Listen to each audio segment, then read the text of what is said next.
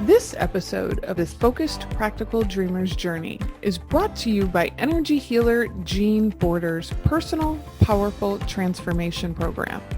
Know you're leaving money on the table, but can't figure out how to bring it in? Need to double your productivity and profitability? Need an extra push to get things moving in the right direction? Visit www.focusedpracticaldreamer.com/transformation now and apply for a business consultation with Jean. Welcome to the Focused Practical Dreamer's Journey, where we take out your emotional baggage and heal your emotional body so you get to enjoy the success you desire and deserve. Prepare to feel a sense of relief and empowerment as we get rid of the baggage you've been carrying that's held up your business success up until now. Be sure to visit our website at www.focusedpracticaldreamer.com. While you're there, subscribe to us via your favorite network. Now, lean in, get comfortable, and prepare to take off. Hello, everyone. This is Jean Border, your host for the Focused Practical Dreamer's Journey podcast. I have a special guest here with me today, and it's Stefanie Pinsley. Hopefully I'm saying it all right. Do you go by Steph or Stephanie? I should have asked that ahead of time. Either, I go by either. So whatever you prefer. Oh, cool. Well, welcome. I'm glad to have you here. Thank you so much for having me on, Jean. I'm really looking forward to our chat. Cool. So let's tell the audience a little bit about what you do. Yeah. So I am a coach and speaker. I help people get unstuck in their careers through a unique blend of personal branding, mindset, the subconscious reprogramming work to get all the fears and limiting beliefs out to whatever, not entirely, because let's be real, we can't entirely eliminate our fears. But I help people build that confidence and create clarity so that they can make a career pivot. But that wasn't always what I did. I was actually a marketer for over 8 years. I was a product marketing manager at Google. And I loved that job for a while. And then eventually I started feeling very unhappy. And it was quite a disappointment because I thought this was my dream job, It was, on paper, everything I had wanted. I was a marketing concentration in college and I got this right out of college. So I'm like, okay, great. Eventually over time, it just started leaving me kind of empty. And I have ADHD. So when I'm not working on something I feel interested in for an extended period of time, I can get very burnt out. And so that's essentially what happened to me. I hit a wall. Despite trying to gaslight myself into being grateful for having the job, eventually my body's like, no, it's time to face the music. So I had to take a leave of absence. And on that leave of absence, I started building my personal brand, which really became the launch pad for my first group coaching program, which was all about marketing. Now, I tell that to you just because this all really has led me to where I am today, which is a personal branding and mindset coach. And I can get into why that shift occurred, but that's really the basics. I think your story is pretty common. My background is leadership, and I can pretty much state that my experience is not everyone is cut out to be in the same job for their entire lifetime. Now, I know of a couple people who absolutely love what they do, and 20 years later, they're still doing that one same job and have no desire to do anything else. And that's fantastic. But in this day and age, I'm thinking that's the exception rather than the norm. Mm-hmm. Way more multi-passionates out there. But my dad is just what you're describing, that person that he worked as a software engineer for his whole life, and he's completely fulfilled by that. And he was very much living within the box of convention. And I was like, let me bust through that box. Sorry, Dad. But no, he supports me now. Yeah. One of the things I tell people who are hiring all the time is hire the person that everybody else wants. Because that way, when they get burned out, to use your words, which most people will in a specific job that they get bored with, you want them to be marketable. You want them to be wanted by other people. Don't settle for somebody who's not your best fit, right? always go for the person who is marketable. So that's just a little leadership tip there, since we're kind of in the leadership world. Yeah. So talk to me about your new program, about the whole being stuck in your career and moving into something else. Yeah. Well, I guess I'll give you a little bit more context on my story so that it makes sense, the foundation of the program. So like I had mentioned, I was stuck once at Google, and then again when I felt stuck in my own business. This whole marketing thing, despite doing it for years and really loving it for a while, like you said, we don't always want to stay in the same exact path forever. We evolve, and sometimes we don't allow ourselves to let our careers evolve with us. And I think that's why a lot of us hit a wall. And so this program was really built out of my own experience and really feeling stuck not once, but twice, and going through all of the different steps to get unstuck. And I had touched on this earlier, but to get unstuck, we need these three key sort of ingredients. The first one is confidence, right? If we're going to make a change in our career, we have to feel confident in ourselves. The second one is clarity. We need to have a vision of where we want to go and also understand ourselves deeply, because the problem a lot of people face is they don't know what their passions are. They don't know what their best career path is. And so we have to go on this self-discovery journey or self-rediscovery to really get to know ourselves better than ever before. Figure out what are our strengths, our passions, our interests, our superpowers, our values. A lot of times our values are so out of alignment with our career, which also creates a lot of burnout. And so that's the second ingredient, which is clarity. The third is new soul-aligned career opportunities. And that is when we start opening up new pathways. And the way that I help you build that confidence, clarity, and attract opportunities is through, again, that combination of personal branding. Because the reality is, when you have a personal brand, it is your greatest asset to making a career change. And it's similar to what you were saying about being marketable. A personal brand, and a lot of people have a lot of misconceptions about it. They think it's only for people who want to be influencers. That's not what it is. You can think of your personal brand as your professional identity. It's how you communicate your unique value to the world and what you have to offer and how you stand out from the other people in your field. And so a personal brand is so crucial for making a career pivot because, number one, it does help you attract a lot of opportunities. And this was something I had a bit of an epiphany with when I was on my leave of absence, building my personal brand, creating content for TikTok, simply just by sharing my knowledge and stories. I know I just spoke about, marketing, branding, mindset. I was just helping people solve problems or achieve goals. Very quickly, I started attracting all sorts of things like podcasts and media features, business partnerships, job offers, clients when I hadn't even launched any kind of offer yet. And so this was a wake-up call as to the power of building a personal brand. But the reason I really love personal branding is because it can also help you change industries. It becomes a tool to really reposition yourself and evolve. Because when you think about personal branding, you really can think about it as often the content that you create. And so let's say, in my example, I was always creating marketing content. I was attracting opportunities in marketing, clients that needed help with marketing. But eventually I thought, you know what? I rediscovered that I wanted to be, in this career journey or helping people get unstuck in their careers. And so the way that I use my personal brand to pivot into this new niche is simply creating content about it.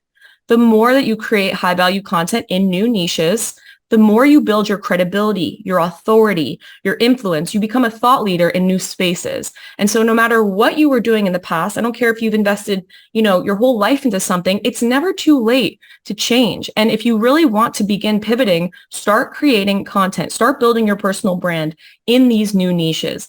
And so there's so many other reasons why personal branding is powerful for a career pivot, but ultimately that is the foundation of the program. And the other piece of it, which I had touched on, is the subconscious reprogramming work. This is key because 95% of our day is run by our subconscious mind. Our subconscious basically is just built off of our beliefs and experiences between the ages of 0 to 7 mostly, just based on what we've observed between, our community, with our parents. The problem is a lot of what we observe and these beliefs that we form that run our day without us realizing it are very disempowering, and they're not in alignment with our goals. And we often are very much operating, in the same sort of fashion every day. We're thinking the same thoughts, taking the same actions, because again, 95% of our day is run by our subconscious. We're on autopilot. And so if we can only operate out of the conscious mind 5% of the day and act in alignment with those goals, that means we have to reprogram our subconscious. We have to figure out, what are the limiting beliefs holding me back? Where did they come from? I was looking over there because I have a journal called the Shadow Work Journal. And that's one way to begin reprogramming your limiting beliefs. You basically want to get to the heart of what are the core sort of narratives that are driving your actions and motivating your behaviors, because these are going to end up shaping your reality. And so that's why this subconscious reprogramming is another big part of the program. I want to go back to something when you were talking about branding. When a lot of people think about branding, I think what comes to mind is like the logo and the colors and getting your website right. And that doesn't sound like what you're describing at all. A brand is, there's a quote, I forget who came up with this.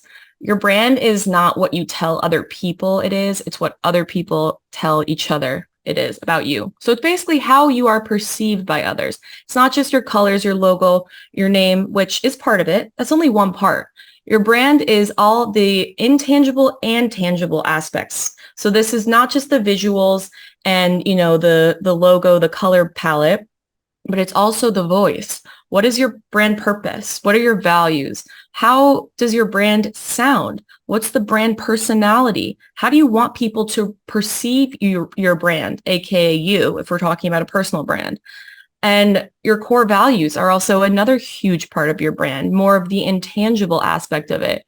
And these are really just the core drivers. What do you want to sort of guide your brand? What are, the main themes that are really going to be the underpinning of everything that you do and say within your personal brand? And so it is much bigger than that. And that's why this one part of the program is all about building your brand identity. And we cover both the tangible and the intangible, because again, it's not just the obvious logo colors like you had mentioned. So then let's move on to the second part, subconscious beliefs. It is very interesting that we live our lives on beliefs that we created when we were too young to understand how the world really works. Mm. We come from a place where we have a limited knowledge and experience of the world, so we have a limited viewpoint. We don't understand what the adults are saying when they say certain things. We don't understand what we're seeing on TV, so it may scare us, and we have no context to make rational sense of it. But our subconscious decides, ooh, that's scary. I must protect you from that. And so we create belief systems around all these things that we're really too young to understand. And that's how we live our lives forever unless we become aware and take steps to address them. Absolutely. So how does that work in your program? How do you even figure out what you need to address? That's a great question. And that's important because a lot of people don't even understand the beliefs that are running their lives and dictating their actions and behaviors and reactions. And so first is bringing these beliefs to the surface. And we do this in a few ways. A lot of it is really just, again, shadow work. So let me give you an example of one exercise. I will give you a list of statements and you rate between never and often how frequently these feel true for you. So as an example, one would be, I am confident in myself and my ability to succeed. I believe in my vision. I can make decisions easily on my own.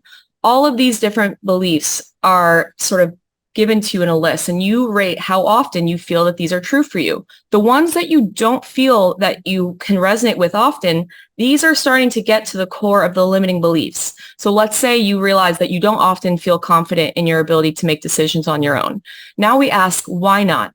What was the event or the messaging or the person in your past that really shaped that? Because the reality is we're not really creating our own beliefs unless we are actively doing this work. We're just picking up whatever we are observing, right? So we're basically allowing the people and experiences of our past to pull the strings in our life unless we're actively changing it. And so we have to see, like, was there an event in our childhood that really kind of planted this seed that got you into this place of not really trusting in your ability? So as an example, I did this exercise when I was beginning to pivot into entrepreneurship and quitting Google. And this was a huge game changer for me because one of the big beliefs that came up for me was that I didn't think that I was ambitious. I didn't think I could, be successful on my own. And so when I started to dig into why, I realized that this was a result of my untreated ADHD as a child. Because unless I was up against a very bitter end of a deadline, I couldn't get my work done. I would procrastinate to the last minute. And so my parents would say, why are you such a procrastinator? And I was telling myself that I'm a procrastinator. I internalized this as I'm not ambitious. I'm not going to be able to do this on my own until I realized that and saw oh, this is just because I wasn't treating my ADHD. I couldn't have understood that unless I went through those exercises. And then once I did, then I began to reprogram that belief and shift that more disempowering belief into something that's far more empowering. And this takes not just identifying, but then doing these different techniques like meditation, journaling, visualization, all of these different subconscious reprogramming techniques to start to rewire these narratives so that you can set yourself up for success. You've mentioned a term several times, and our listeners may not be familiar with it. So I'm going to ask you to explain a little bit. What do you mean by shadow work? Shadow work is basically when we are bringing our unconscious to the conscious mind. So we're essentially figuring out, again, what are those core sort of beliefs, narratives that are unconscious, and how can we bring them into our conscious mind to integrate them and become more aware of them so that we can then start doing the work to shift these beliefs in a way that empowers us. So it really is just about bringing the unconscious to the conscious and then doing the work to integrate and shift these beliefs. And how did you get into that methodology? Well, mindset work has always been something I've been fascinated by. Even in college, I took a class. Psychology was one of my favorite courses, and this class called consumer behavior. So I began learning about this sort of work, and honestly, a lot of it was just self-taught after that, because I just am so thirsty for knowledge. I'm always trying to learn more. And so I essentially just dove into this and practiced it and read books on it. For example, there's one book that I love, which is Breaking the Habit of Being Yourself by Joe Dispenza. He walks through a lot of these different techniques and meditations that you can do to start changing these subconscious beliefs, because changing the beliefs is not easy. That's probably obvious, but it's really difficult to shift that narrative. It requires you to consistently practice something called metacognition, which in other words is just watching your own thoughts. So position yourself as the watcher. You're not your thoughts. A lot of people think they are. And so if you position yourself as the person watching your thoughts, now you can begin to become aware of what are the themes that keep coming up. Because we have the same thoughts over and over again every day. You don't realize it. And so metacognition is the practice of becoming aware of what these thoughts are so that we can actively change them in the moment.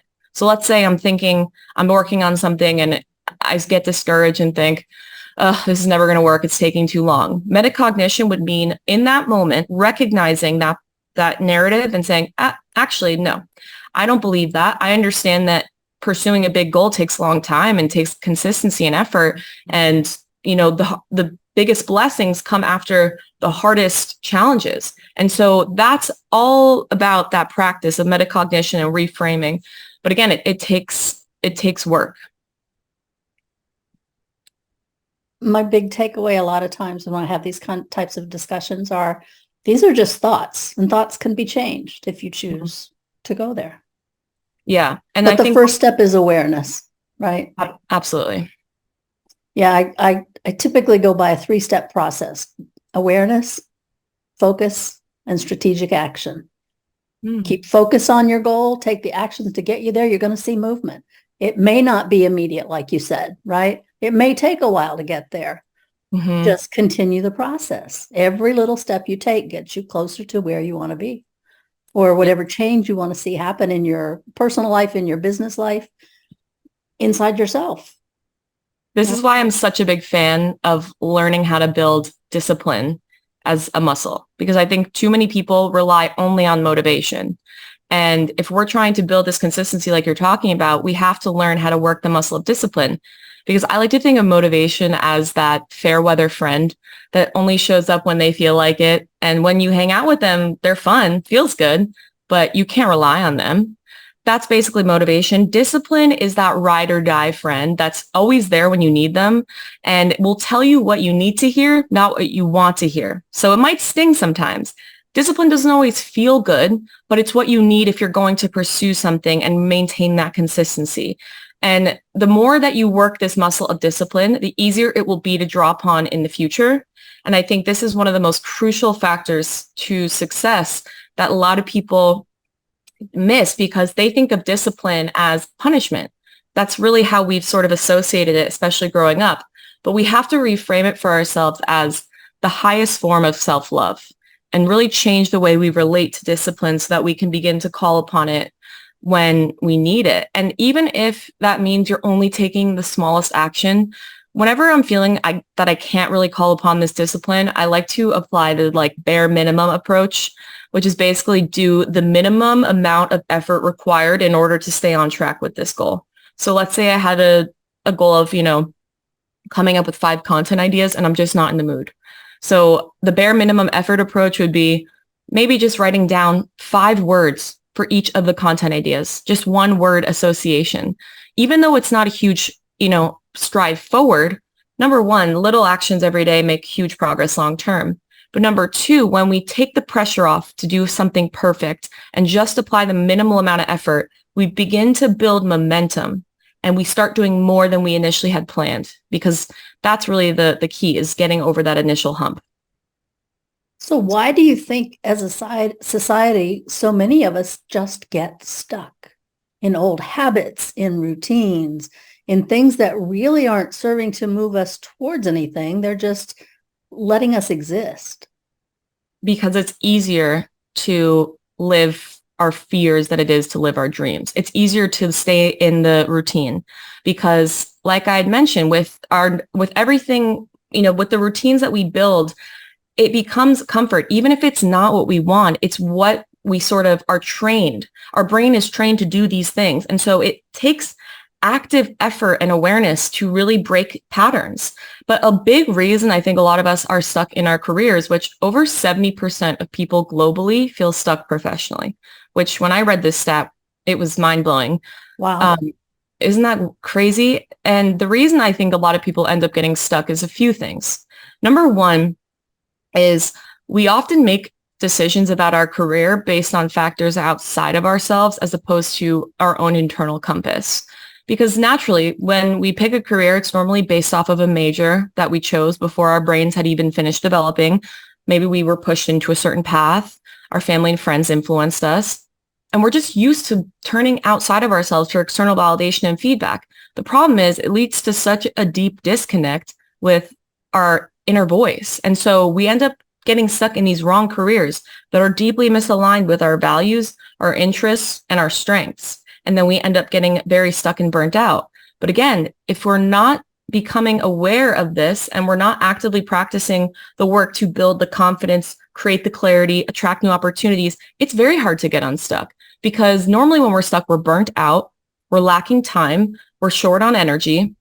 And so it's hard to call upon that when you're already not feeling good. And so the key is really starting with, again, taking a step back, pausing, building that awareness so that you can move intentionally. And a lot of the issues I see with people that are stuck is they apply this sort of chaotic method of doing a lot of things in an effort to change their situation. That could be quitting their job and just joining another one, job hopping. It could be, just shooting out a bunch of applications. It could be, if you're an entrepreneur, maybe just throwing yourself into the sort of mundane kind of work that isn't really pushing the needle forward, but feels productive. Maybe that's, creating a ton of content. All that is to say, in doing this, as we're sort of thrashing, we're draining our energy. And now we're feeling less motivated and empowered to change than before, because the actions we're taking did not support our change. And so it's important before we do anything, we gain that personal awareness, that clarity, so that we can move with intention and be deliberate. Because I always thought that, not always, but I've recently thought that when you get stuck in your career, it's kind of like falling into quicksand. And we know that if you're in quicksand, the more that you thrash around, the deeper you get sucked into the sand. The key to getting unstuck from quicksand is to move, first of all, backwards first, slowly, intentionally, but take a step back. And that's exactly what we have to do when we're trying to get unstuck in our careers. Reflect back on our past experiences so we can build that awareness and then move with intention going forward. So I'm taking it that those are the major mistakes people made when they're trying to get unstuck, is they take action without knowing what the heck they want. Exactly. People think they know what they want because, or often we think we know what we want because it's something that we're really good at. Like, for example, myself, I had such a hard time letting go of marketing because it was my identity, number one, but also I was good at it. And it was the only thing I had done for a long time. And so for a while, I just thought that's what I was meant to do. Just because you're great at something and you've done it for a long time does not mean it's your best path. And I think that's a mistake a lot of people make as well. Yeah, one of the things I see I think people are told that if they want to be committed to a change, they have to quit their job and start with nothing to show you're committed. And I'm like, what the heck? No. That's great for you because you're a multimillionaire, but not everybody's in that position where they have all that cash to fall back on. So you create a tension for yourself before you ever realize what it is that's going to get you peace, joy, contentment, money, emotional support, whatever it is, right? That's also why I'm such a big fan of personal branding, because you do it in parallel with your current career at the pace that you want, because quitting your job and just starting from scratch is not wise for most people. Again, unless you're a millionaire and you have a ton of money saved. And so we have to, again, be intentional, but personal branding allows us to, number one, gain clarity on which path feels most aligned. Because again, a lot of us are multi-passionate. We might know, like, for example, I was into marketing, branding, mindset. And so as we create content in each of these different niches or pillars, you can think of them as your content pillars. We can start to see, is this resonating with me? Is it lighting me up? And number two, is this resonating with my audience? Are people responding and reacting and asking for more help around this particular pillar? So now that we see, oh, this is resonating with me, this is resonating with my audience, now I can start to build awareness of which path will be best. It's almost like trying on a career for size before actually quitting. But again, because we're creating high value content, we're attracting opportunities, we can start to create sources of income in the interim period. Start launching small offers that could look like, one-off coaching calls that people can book through Calendly, and start to build sources of income, number one, not just as a support, but also as a way of further testing the viability of this new path. And so personal branding, again, is such a powerful tool for making that pivot because, again, you get that flexibility, that added, clarity as to what path feels most aligned, and you're building that authority, that credibility in new spaces so that when you do choose to quit your career, you're doing it with a safety net already created. The opportunities are already lined up. You've already sort of attracted leads or job opportunities. And that is what gives you the ability to transition smoothly as opposed to just quitting your job and, changing and going for it full speed ahead. So when you were making the shift from your Google career to where you are now, and you took time off, and you created your new pathway, what are some of the obstacles that you ran into that might have been avoided, but weren't? This is an awareness piece for our entrepreneurial type listeners out there. Well, where do I begin? Look, the path to success is fraught with obstacles. I have faced so many, and I continue to, but I think the first one, which was a surprise to me and took me a little bit to learn, was sales was difficult for me at the beginning because I wasn't confident in what I was selling. And the key to sales is confidence, because if you're not believing in what you're selling, the people on the other end of that sales call are not going to believe it either. And so that was a lesson that was hard for me to learn. But the other lesson that was really difficult was you can't this is a lesson I just learned recently. Like I'm really coming out of it now. Because I'm building my new program, Path to Purpose, and I'm trying to hit these deadlines I've set for myself. And so I became so single-mindedly focused on this program and building this launch, getting it ready. I completely neglected all other areas of my life that give me passion. It was just all career.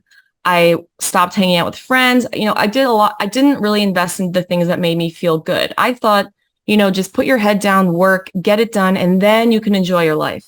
Please don't do that. You're going to end up getting burnt out. That's exactly what happened to me. I hit a wall, and this was a really important lesson for me, because if we are to be successful and be able to maintain this in the long term, we have to learn how to not only pace ourselves, but also integrate moments of joy and pleasure and play into our everyday life. It's not something that you can put on the back burner. And I should have known this, because I kind of had this lesson show up first when I was stuck at Google. It was very much my mental and physical health just were not the priority. It was only career. And I ended up, again, hitting that wall. And so I think really being mindful before you start your entrepreneurial journey of what are the sort of key metrics that you're going to track that will help you maintain sort of success and your value. So as an example, I actually learned this from this entrepreneurship course through Cornell I took when I first quit. So your entrepreneurial dashboard are the things that you want to track throughout your journey to make sure that you're keeping your values top of mind. So when I quit Google, I put my mental and physical health at the top of my entrepreneurial dashboard, the metrics I really want to pay attention to, because I established from the beginning, I'm okay with slower growth as long as it means that I'm prioritizing my mental and physical health. So before you start your entrepreneurial journey, figure out what are the things that are important to you. Maybe you really want to continue investing in a certain hobby or interest, and you don't want to let that slip. Keep track of that. Be sure that you're not allowing the things that are important to you fall away. And unfortunately, I lost sight of that a bit recently on this launch, because again, I just became so single-minded. So don't go into a rabbit hole either. It's all about balance, as trite as that might sound. We are also our own worst critic. So we get set on a path, and then we put this internal pressure on ourselves that I must meet this made-up date, made-up money goal, whatever it is, this made-up number that's going to drive my life. And if I don't make that goal, I'm a terrible person and I failed and I should be flogged. And it's very interesting, the conversations we have inside ourselves, where we would never even talk to a stranger the way we're talking to ourselves. But being aware of that, I'm going to use a real life example. A friend of mine just ran a half marathon over in Europe, and her first post after finishing this half marathon was, I did such a terrible job. And it went on and on and on about how she came in 4 minutes later than she wanted to. And I'm like, you finished. Oh my gosh, 2 years ago, you wouldn't even contemplate doing this.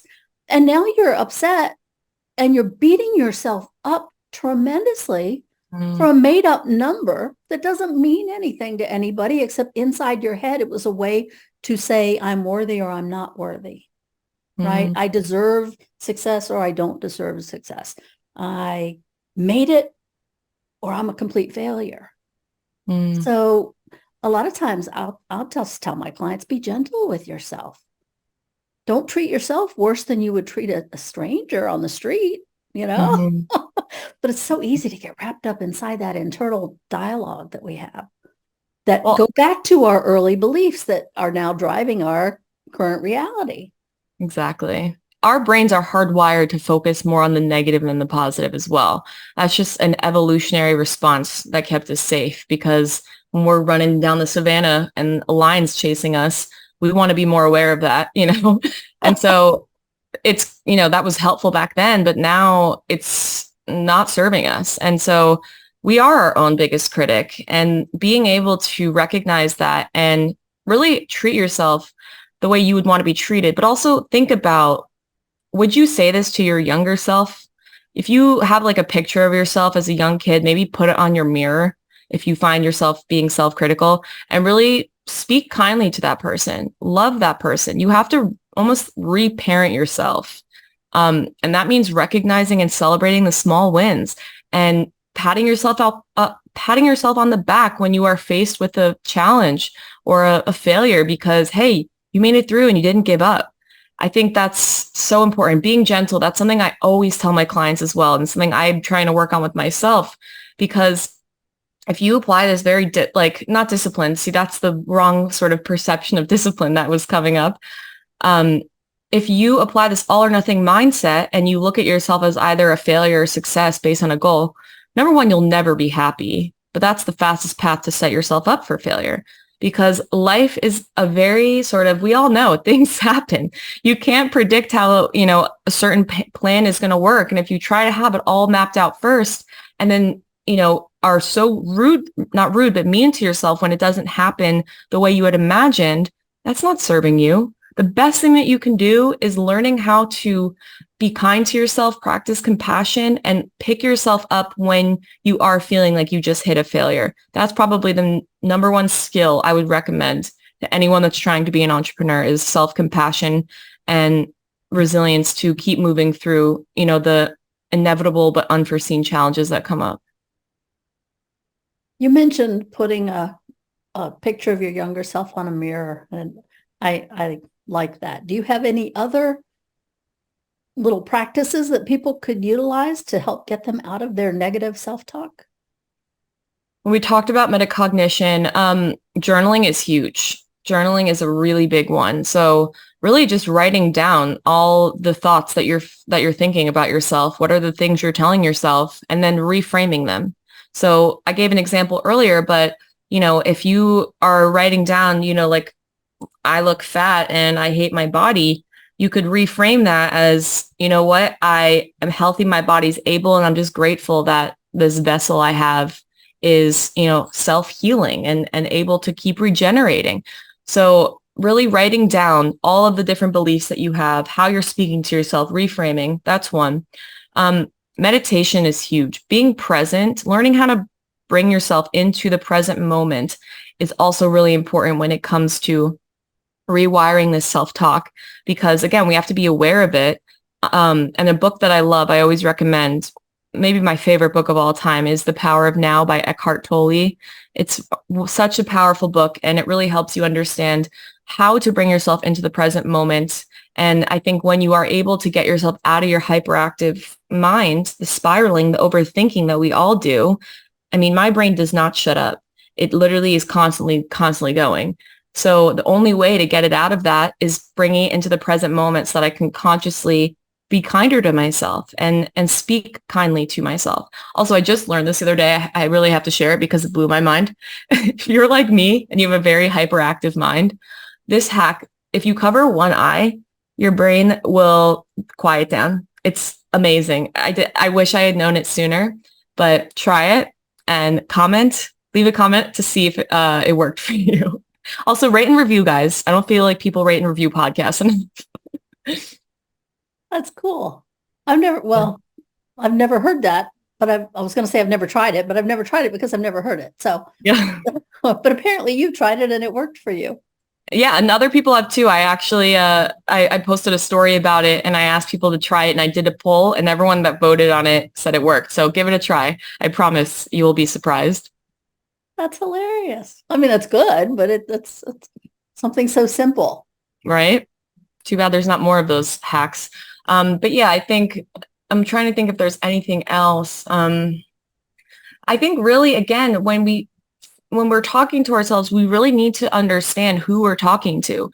You're speaking to the child version of yourself, the teenage version of yourself. Would you want someone to speak to that version of you that way? Absolutely not. You have to speak to yourself kindly, or else you are truly embedding this negativity into, the younger version of you. That's why inner child work is so important. Okay, there's another term. Define inner child work for our listeners. Inner child work is almost reparenting the younger you and treating the inner child version of you as how you wish and should have been treated, because a lot of us just have a lot of trauma from growing up. And as much as our parents may have the best intentions and interests, have our best interests at heart, they can often instill a lot of negativity and sort of harmful beliefs. And so doing inner child work means, again, like imagining you're talking, like writing a letter to your younger self. Maybe you're reflecting on a past trauma that really shaped one of the core beliefs that is driving your day, something around confidence. Like maybe you realize through the work we were discussing earlier that, you know, you had this moment when you were a kid and the teacher like scolded you so bad in front of the class, and that just completely destroyed your confidence. Inner child work is not just recognizing that, but reparenting yourself. So as an example, writing a letter to that younger version of yourself and saying, hey, you know, don't internalize this. I'm so proud of you for speaking up and for putting yourself out there. You know, you should be confident and comfortable with this. And so I know it might sound a little strange, especially if you've never done this kind of work before. But again, it's really just about reparenting your younger self. I think more people have heard of writing letters to your future self, like the whole Jim Carrey writing out a check to himself for however much money it was, you know, and it came true because he became aware, this much money is my goal, to get a check for that, for what I do. And he carried it with him all the time, and he stayed focused on it. And that helps wire the brain to take actions to move you towards that. Mm-hmm. Absolutely. So people are I think people are more aware of utilizing that process to affect future events. But I don't know that everyone realizes you can do the reverse that will also affect future events. Yeah, it's so interesting. I don't want to get too into it because I'm not well versed in the research enough, and this is a bit woo-woo. Some people might think like this is crazy. But there is research that shows that if you can change the present or the future by changing the past. And so there's a study that I don't want to get into it because I'm not, like I said, I'm not well versed in it enough, but there is real proof that you can significantly affect things by doing work on the past. Now, take that as you will. I know a lot of people might think that doesn't make sense because they see time as linear, but you know, is time linear? Do we just have the now, our past, present, and future all just stacked on top of each other? That's getting more into like quantum theory and stuff again that I'm not smart enough to talk about, but it is a strange concept when I speak about it out loud. No, it's really not. I'm big into sci-fi. I'm so same. much about the future and possibilities. That's the past. Yeah, that's nice, but it's over. You know, we'll let that go. I want to focus on what's coming. Right. Yeah. But part of, how do I say this? Part of this podcast is to combine the energy woo-woo stuff with people who speak English. Okay. There's energy speak and then there's English. And so most of what I do is try to speak in English terms, introducing the energy stuff, the mindset, all that kind of the techniques that you brought in. It's just how they're presented as to how people will take it. Right. Mm-hmm. So it's absolutely hilarious that you brought that up because it totally fits. Right. But trying to explain this stuff in English instead of energy, science helps a lot. There are all kinds of studies being done now. In the energy world, there's the Association of Comprehensive Energy Psychology is a group that I belong to. It's mostly psychologists and the medical professionals, which I'm not, but it's also energy workers. Mm. And so when people want to see the science, I refer them to that website, and it's got all these medical professionals who've done all these studies about how the brain, what parts of the brain light up when you do this work. Mm-hmm. You know, it is a physical change within the body. It's not just me talking and something happens. Well, it is me talking and something happens, but scientifically there is a physical change that happens. It's not my mission to study that. It's just my mission to help people out, right? And Joe Dispenza does a great job of bridging that gap between the energy and the physical, making people understand. So again, if you guys are interested more in this, the book, Breaking the Habit of Being Yourself, he explains the science behind it, and it'll sort of support the spirituality. I'm sorry, I didn't mean to cut you off. No, that's fine. Yeah. I mean, I've taken all the classes on how to speak, but that's not my mission. I just, okay, you tell me where they are, all of the latest studies, here they are. I can send the science people there and everybody's happy, Yeah. But it is good that more and more studies are being done to show that things do happen physically within the body when you do this woo-woo stuff. I mean, things just get stranger and stranger every day. I think the Nobel Peace Prize winner this year was basically proof that reality isn't even real. This is, again, getting into like quantum theory, which I do not understand well enough. But I'm such a spiritual person. I had a spiritual awakening in 2020. I'm a tarot reader now. I'm so into energy. I love energy work. I think it's important to have both. I mean, look, my dad is the most scientific non-believer that there is. And I was like that for a while because I just sort of mirrored him. And I had that awakening and I realized that there's a lot more to this than what we can prove on the physical plane. And once you start getting into some of the quantum mechanics of it all, that does bring the science into the spirituality, you start to see that there's a lot that we don't understand. I was going to give an example like spooky action at a distance, but again, too nuanced for me at this point. I'll come back and maybe talk about it once I've done more research. Yeah, one of the conferences that I went to, they were showing how energy can exist in two places. The same energy can exist in two places at the same time. Yes. And it was an energy conference, right? So they had one person over here on the stage and they were feeling where the imbalance was on the person. And they could tell you about how far out it was, and different people could find it. It was there. Yes. And then the speaker went to the other side of the stage and he was just doing this and he affecting changes and people could feel the changes that were happening. So the same energy in two places at once, right? Yes. And that's all my work is remote. I don't do, my business is not set up so that I have an office that people come to. It's all by phone or by looking at somebody on the computer or whatever. It's very interesting how this stuff works. And scientifically, it does work. It's freaky. It doesn't make sense. Yeah. Yeah. I tell people it's like being on a cell phone. You get on your cell phone, you call a number, you know who's going to answer if you dial it right? Right? That same thing with like remote work. I'm talking to you. I don't know where you are. You could be in Japan for all I know, right? Doesn't matter.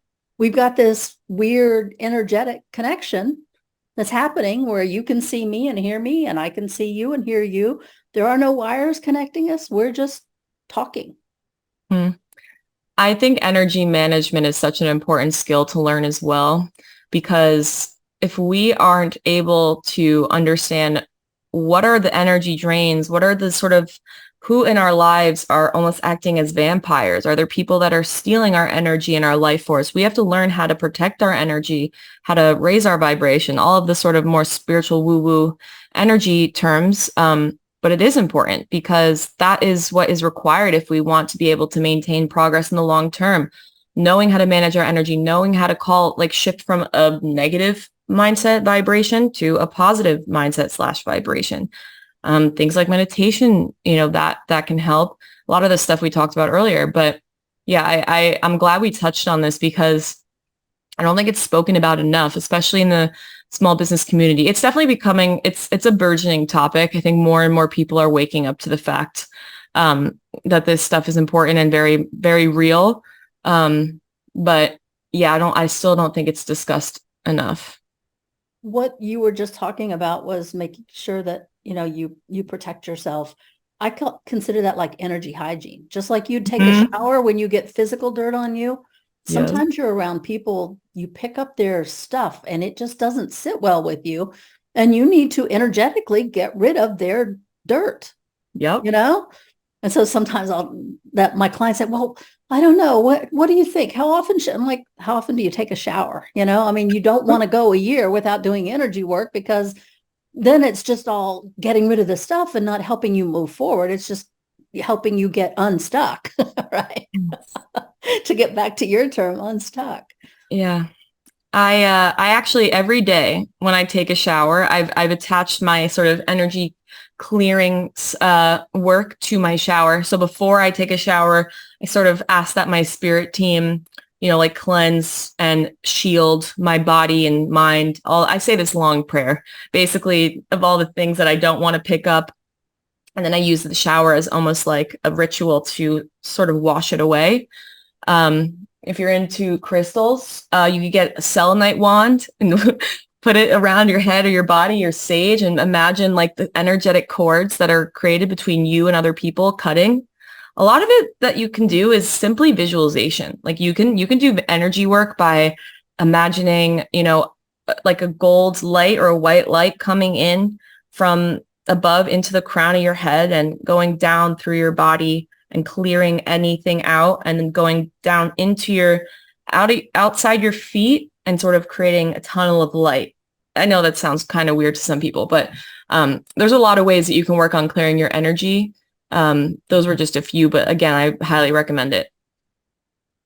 The fact that you use the physical shower is actually a good technique, because a lot of times I'll teach my clients how to take an energy shower. Mm-hmm. Especially people who like hairdressers, cosmeticians, those kind of people who are physically touching people all the time. And a lot of times they're in a negative environment because it's gossipy or whatever. And they're just picking up all this negative stuff. And go in the back room, take 30, 45 seconds. People just think you're using the facilities or mixing up something. Put yourself under a waterfall and just imagine all that energy, the dirtiness, right? That's not yours, going down, being washed away from the waterfall and then swirling down river, and the earth will use it, transmute it. We'll change it into something and use it for something good, watering the plants, filtering down into the earth to be clean, whatever it is. Yeah. But you can also do the same thing in your shower, which is what you're doing. I'm glad you mentioned the part about transmuting energy, because that's also important. Like in that ritual, at the end of stating all of these things that I want to cleanse myself of, I also say, transmute this all into love and light, and then fill me with sort of like divine source energy. But that's important, because if you are ridding yourself of this energy and you're just getting it off your body or your energetic body, it's just now in your space, it could bounce back. So this is something I actually learned from a psychic energy healer that I worked with recently. She's wonderful. Her name is Lexi Soul. If you're interested in energy work, I highly recommend her. But yeah, you have to make sure that you're also transmuting that energy, so it's not just getting, like flung back into your sort of aura or, space. Yeah, two things. Number one, energy can't be destroyed, but it can be changed. So that's the point of that. But the other thing is, if you're in the shower, you can just imagining it swirl down the drain and going back into the earth to be used for something good. Yeah. That's all that it takes. It's just that setting that intention that this is coming through to cleanse me of all this negative stuff that's not even mine, that I shouldn't be carrying, that serves no purpose for me to carry it. And it's going to be returned to the earth to be used for something good. Setting intentions is such a powerful practice. I set intentions all day with everything I want to do. You had said this earlier, and it's so true. When we set intentions, we're basically setting ourselves up to succeed more than if we weren't, because we're training our brain to pay attention to the things that support that. So we'll end up taking actions and attracting things that are aligned with that intention. But I think every day, start your day by setting an intention for the day. Maybe you say, I set the intention to lead with my highest self for my greatest good, or I set the intention to make myself proud today. I also always set intentions before I do something like this, like go on a podcast. I set the intention to have a clear mind and deliver, powerful thoughts. So anytime you're engaging in any sort of activity that you want to be more successful, set an intention. It seems like it wouldn't do much, but you would be surprised. So we're coming near the end of our time together. You had mentioned before that you have a book that people might be interested in. Yes, the Career Pivot Playbook. So this is everything I could have wanted and needed back when I felt stuck at my career in Google. It really is. It's an ebook. It's free. It's your map to discovering your best career path, going through all of this self-discovery work we spoke about to understand what are your real passions and strengths and, superpowers, and also what isn't working about your career. That's another thing. We don't often understand what's wrong. We just know it doesn't feel good. So it guides you through all of that, helps you find your best career path. And then it also helps you create a strategic action plan to get there, start building momentum, and build the foundation to your personal brand. Because like I had mentioned, a personal brand is the secret to making a successful career pivot of any kind. I don't care if it's changing industries, getting a new job, any kind of career change, a personal brand can be supportive of that. So the Career Pivot Playbook will walk you through all of this so that you end up leaving with a clear state and confidence in what you want to do next in your career. The link for that will be right below. Also, the link to your website, which is stefpinsley.com, correct? Mm-hmm. Okay. And that will be down below as well. Yeah. So I want to thank you for being my guest and thank the listeners for listening. Are there any final words you'd like to throw in that Sure. might be interested in? I say this quite a bit, but I think it's so important. Don't wait for confidence and clarity to come before taking action. That will keep you stuck forever.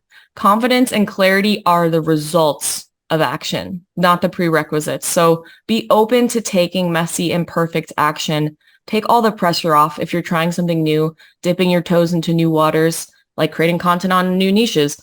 Take the pressure off yourself. Allow yourself to be imperfect, and you will eventually end up creating this feeling of readiness, because we're all waiting to feel ready. We're waiting for the perfect time. Well, guess what? You'll be waiting forever. That only comes when you start to take action. So I hope that gives some people a bit of boost of motivation to just take that first step towards whatever is in your heart today. Because I know we all have a vision for something. It's nestled deep in our soul. We just have to get it to the surface. So yeah. And then we're going to leave it right there. Thank you very much for being with us today. This is Jean Porter. I'm your host for the Focused Practical Dreamers Journey podcast. Until next time. Thank you, Jean. This was great. Thank you. Thank you for tuning in to the Focused Practical Dreamers Journey, where we take out your emotional baggage and heal your emotional body so you get to enjoy the success you desire and deserve. Remember to visit our website at www.focusedpracticaldreamer.com and enjoy even more great episodes like this one. Again, while you're here, subscribe to us via your favorite network. We look forward to seeing you next time on the Focused Practical Dreamers Journey.